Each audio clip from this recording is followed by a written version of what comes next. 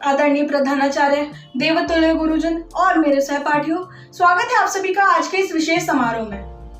प्रत्येक वर्ष संपूर्ण भारत में 14 सितंबर को हिंदी दिवस के रूप में मनाया जाता है। 14 सितंबर 1949 को भारत के संविधान सभा ने यह निर्णय लिया कि हिंदी भी केंद्र की आधिकारिक भाषा होगी।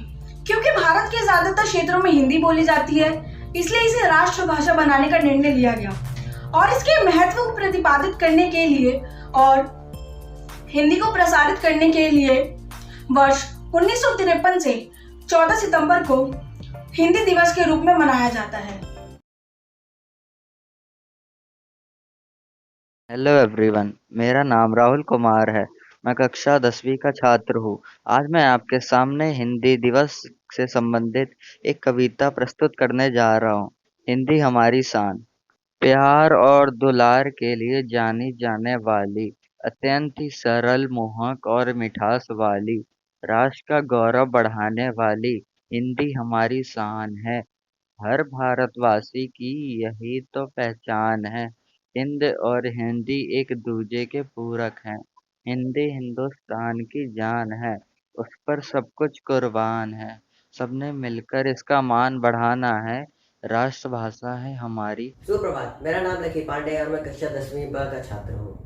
आज मैं आपके सामने हिंदी दिवस के अवसर पर एक कविता पेश करने जा रहा हूँ। जन जन की भाषा है हिंदी, भारत की आशा है हिंदी, जिसने पूरे देश को जोड़े रखा, ऐसे मजबूत धागा है हिंदी। हिंदुस्तान की गौरव गाथा है हिंदी, जिसके बिना हिंद थम जाए, ऐसी जीवन रेखा है हिंदी। जिसने काल को जीत लिया है, ऐसी कालजयी भाषा है हिंदी। सरल शब्दों में कहा जाए तो जीवन की परिभाषा है हिंदी। धन्यवाद।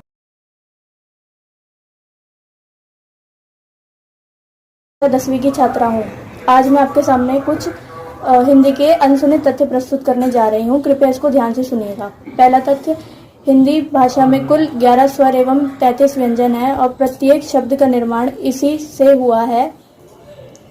हिंदी भाषा को हम बाएं से दाएं की तरफ लिखते हैं। दूसरा तथ्य, भारत संविधान में 14 सितंबर 1949 में हिंदी की देवनागरी लिपि को आधिकारिक और मान्यता प्राप्त हुई थी। तीसरा तथ्य, वर्ष 1881 में बिहार ने उर्दू छोड़ हिंदी को अपना एकमात्र भाषीपंथ संदनंदम बना लिया था और यह करने वाला यह पहला भारत का देश था। चौथा तथ्य, भारत में 40% से भी ज़्यादा भारतीय हिंदी भाषा का प्रयोग करते हैं।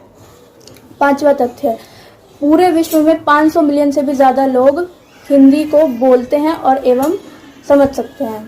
तथ्य, भारत में आज के समय में बोले जाने वाली हिंदी भाषा को मानक भाषा कहते हैं। धन्यवाद।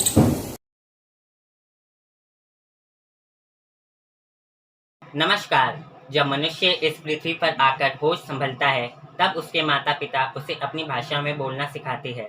इस तरह भाषा सिखाने का ये काम लगातार चलता रहता है। प्रत्येक राष्ट्र की अपनी अलग अलग भाषाएं होती है, लेकिन उनका राज कार्य जिस भाषा में होता है और जो जनसंपर्क की भाषाएं होती है, उसे ही राष्ट्रभाषा का दर्जा प्राप्त होता है। भारत भी अनेक राज्य है, उन राज्यों की अपनी अलग अलग भाषाएं हैं। इस प्रकार भारत एक बहुभाषी राष्ट्र है, लेकिन उसकी अपनी एक राष्ट्रभाषा है, हिंदी। 14 सितंबर 1949 को हिंदी को ये गौरव प्राप्त हुआ। 26 जनवरी 1950 को भारत का अपना संविधान बना। हिंदी की राजभाषा को दर्जा दिया गया। ये माना कि धीरे धीरे हिंदी अंग्रेजी का स्थान ले लेगी और अंग्रेजी पर हिंदी का प्रभुत्व होगा। आज़ादी के इतने वर्षों बाद भी हिंदी को जो गौरवपूर्ण स्थान प्राप्त होना चाहिए था, वह उसे नहीं मिला। अब प्रश्न ये उत्पन्न होता है कि हिंदी को उसका ये पद कैसे दिलाया जाए। कौन से ऐसे उपाय किए जाए जिससे हम अपने लक्ष्य तक पहुंच सकें। धन्यवाद।